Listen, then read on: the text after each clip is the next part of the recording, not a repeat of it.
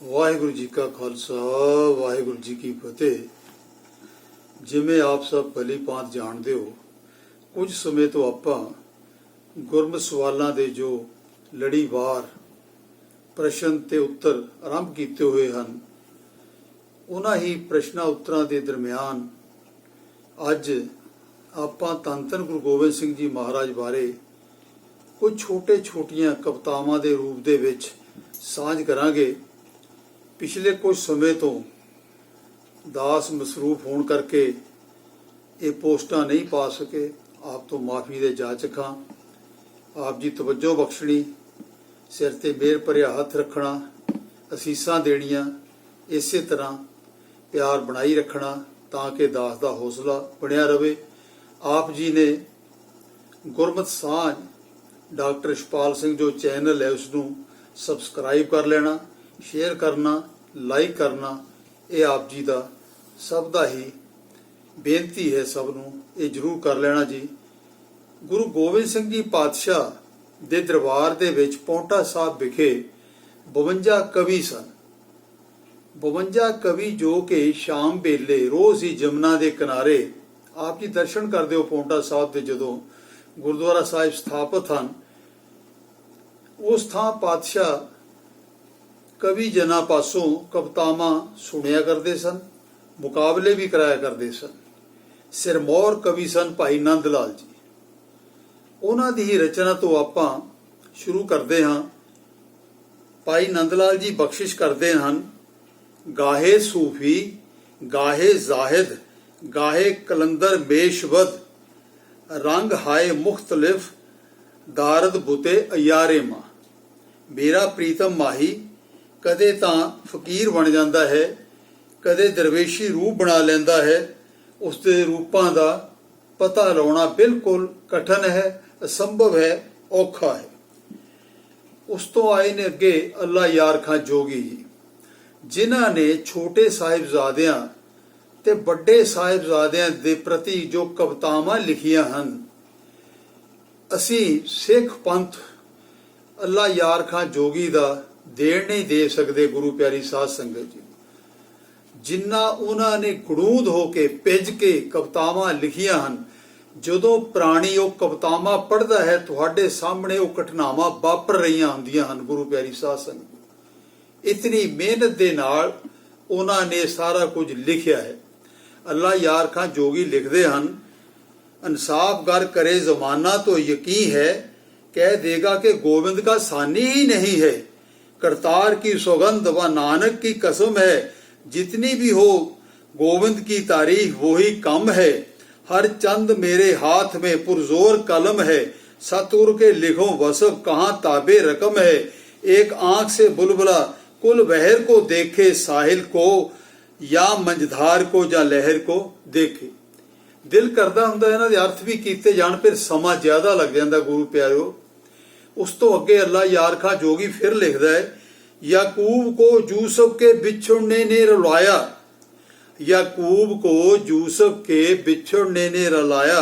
साबर कोई रसूल साबर कोई कम ऐसा रसूल है आया, कटवा के पिसर चार एक आंसू भी ना गिराया।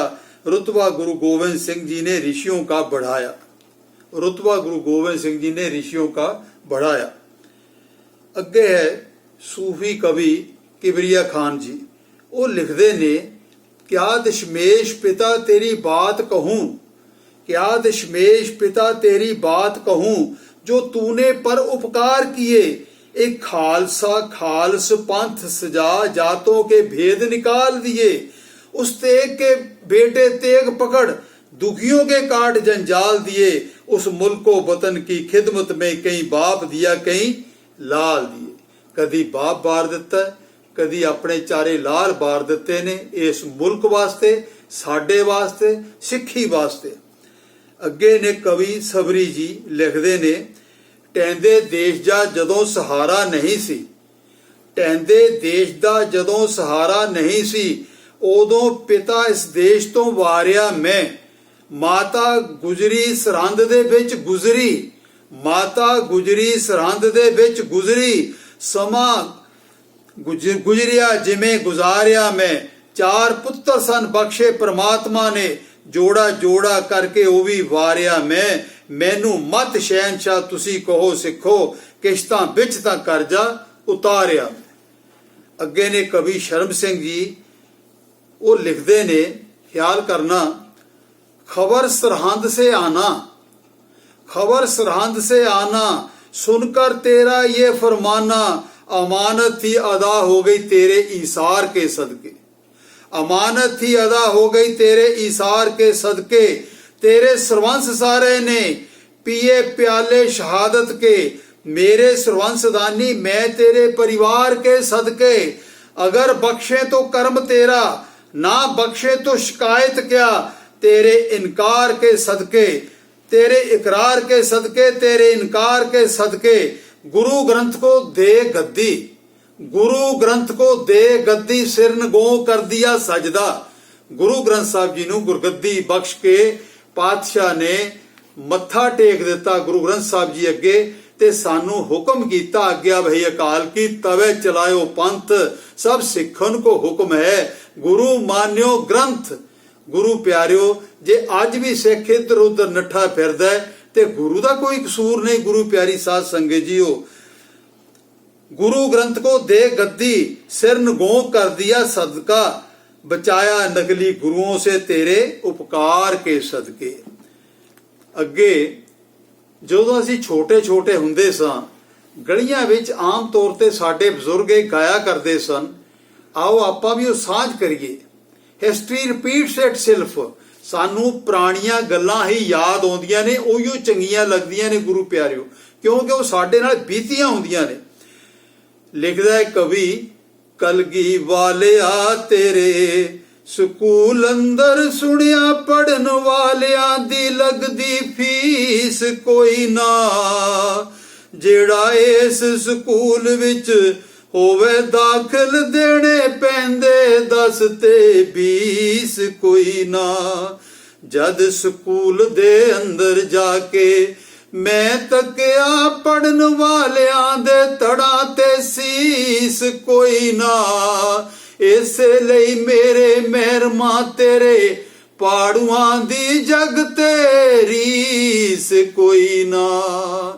ਅੱਜ ਕਰੋੜਾਂ ਵਿੱਚ ਵੀ ਇੱਕ ਸਿੰਘ ਦਾੜਾ ਕੇਸ ਜਿਸ ਦੇ ਸਜਾਇਆ ਹੋਇਆ ਹੈ, ਸਿਰ ਤੇ ਦਸਤਾਰ ਹੈ, ਗੁਰੂ ਪਿਆਰਿਓ ਕਰੋੜਾਂ ਵਿੱਚੋਂ ਵੀ ਪਛਾਣਿਆ ਜਾਂਦਾ ਹੈ, ਤੇ ਲੋਕੀ ਕਹਿੰਦੇ ਨੇ ਉਹ ਗੁਰੂ ਗੋਬਿੰਦ ਸਿੰਘ ਪਾਤਸ਼ਾਹ ਦਾ ਸਿੱਖ ਹੈ। ਸਾਨੂੰ ਵੀ ਇੱਥੇ ਰਹਿੰਦਿਆਂ ਨੂੰ 13-14 ਸਾਲ ਹੋ ਗਏ, USA ਦੇ ਵਿੱਚ ਬਹੁਤ ਸਾਰਾ ਸਫ਼ਰ ਕਰਨਾ ਪੈਂਦਾ, ਕਦੀ ਟ੍ਰੇਨਾਂ ਦੇ ਵਿੱਚ, ਕਦੀ ਬੱਸਾਂ ਦੇ ਵਿੱਚ। ਲੋਕ ਪੁੱਛਦੇ ਨੇ, you came from the country where Guru Gobind Singh was born. ਸਾਡੇ ਲਈ ਗੁਰੂ ਪਿਆਰਿਓ ਗਰਵ ਦੀ ਗੱਲ ਹੈ, ਸਾਡੇ ਲਈ ਬਹੁਤ ਵਧੀਆ ਗੱਲ ਹੈ। ਸਾਡੀ ਪਛਾਣ ਵੀ ਧੰਨ ਧੰਨ ਗੁਰੂ ਗੋਬਿੰਦ ਸਿੰਘ ਜੀ ਪਾਤਸ਼ਾਹ ਕਰਕੇ ਹੀ ਹੈ। ਅੱਗੇ ਇੱਕ ਸ਼ੇਰ ਆਪ ਜੀ ਸਰਵਣ ਕਰਿਓ।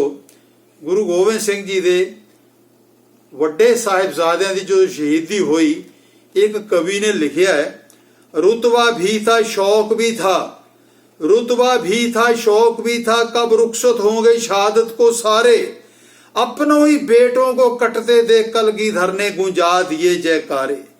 ना होगा कोई बाप ऐसा दुनिया में कहीं सार, जिसके बेटों की बरात में निकले चमकौर से 5-5 घोड़सवार। ना ही डोली आई ना ही वापस आई वो बरात, खुदा के बंदों के लिए खुद खुदाए चमकौर में उस रात। साडा इतिहास है, साडा विरसा है। ਅੱਜ ਅਸੀਂ ਠੋਕਰਾਂ ਇਸ ਕਰਕੇ ਖਾ ਰਹੇ ਹਾਂ, ਅਸੀਂ ਭੁੱਲ ਗਏ ਗੁਰੂ ਪਿਆਰੀ ਸਾਧ ਸੰਗਤ ਜੀ।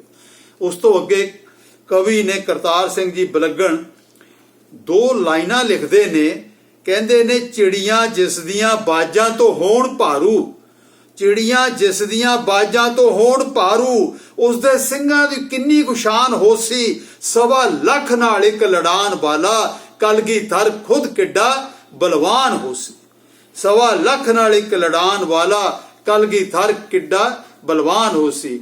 ਆਓ ਅੰਤ ਦੇ ਵਿੱਚ ਆਪਾਂ ਸਾਰੇ ਅਰਦਾਸ ਕਰੀਏ, हे ਸੱਚੇ ਪਾਤਸ਼ਾਹ, हे ਅਕਾਲ ਪੁਰਖ, हे ਧੰਨ ਧੰਨ ਗੁਰੂ ਗੋਬਿੰਦ ਸਿੰਘ ਜੀ ਪਾਤਸ਼ਾਹ, ਤੁਸੀਂ ਸਾਨੂੰ ਦਰਸ਼ਨ ਦਿਓ। ਐ ਜੀ ਰਾਖੋ ਪੈਜ ਨਾਮ ਆਪਣੇ ਕੀ ਤੁਝੀ ਸਿਓ ਬਾਨਾਈ, ਕਰ ਕਿਰਪਾ ਗੁਰ ਦਰਸ ਦਿਖਾਵੋ ਹਉਮੈ ਸ਼ਬਦ ਜਲਾਈ। ਆਓ ਇਹ ਲਾਈਨਾਂ ਪੜ੍ਹ ਕੇ ਆਪਾਂ ਉਸ ਤੋਂ ਬਾਅਦ ਸਾਰੇ ਪੜਿਓ, ਸਾਰੇ ਯਾਦ ਕਰ ਲਿਓ। ਛੋਟੇ ਛੋਟੇ ਨੇ ਜੋ ਸਟੈਂਜ਼ਾਸ ਨੇ, ਇਹਨਾਂ ਨੂੰ ਯਾਦ ਕਰਕੇ ਆਪਣੇ ਜੀਵਨ ਦੇ ਵਿੱਚ ਵਸਾਉਣਾ। ਗੁਰੂ ਪਿਆਰਿਓ, ਤੇਰੇ ਖੰਡੇ ਨੇ ਜੀ ਨਾ ਦੇ, ਤੇਰੇ ਖੰਡੇ ਨੇ ਜੀ ਨਾ ਦੇ, ਮੂੰਹ ਮੋੜਿਆ ਜੋ ਫੇਰ ਪੈ ਲਲਕਾਰ ਦੇ ਨੇ। ਬਾਜਾਂ ਵਾਲਿਆ ਬਾਜ ਨੂੰ ਪੇਜ ਮੁੜ ਕੇ ਤਿੱਤਰ ਫੇਰ ਉਡਾਰੀਆਂ ਮਾਰਦੇ ਨੇ। ਬਾਜਾਂ ਵਾਲਿਆ ਬਾਜ ਨੂੰ ਪੇਜ ਮੁੜ ਕੇ ਤਿੱਤਰ ਫੇਰ ਉਡਾਰੀਆਂ ਮਾਰਦੇ ਨੇ। ਅੱਜ ਵਾਸਤੇ ਇੰਨਾ ਹੀ ਗੁਰੂ ਪਿਆਰਿਓ। ਕੱਲ ਤੋਂ ਫੇਰ ਆਪਾਂ ਉਹੀਓ ਜੋ 21ਵਾਂ ਸਵਾਲ ਤੇ 22ਵਾਂ ਸਵਾਲ ਹੈ। 21ਵਾਂ ਸਵਾਲ ਹੈ, ਧੰਨ ਧੰਨ ਗੁਰੂ ਗੋਬਿੰਦ ਸਿੰਘ ਪਾਤਸ਼ਾਹ ਨੇ ਜਦੋਂ ਗੁਰੂ ਗ੍ਰੰਥ ਸਾਹਿਬ ਜੀ ਪਾਤਸ਼ਾਹ ਨੂੰ ਗੁਰਗੱਦੀ ਦਿੱਤੀ, ਉਸ ਵੇਲੇ ਜੋ ਮਹਾਵਾਕ ਆਇਆ ਉਹ ਹੈ।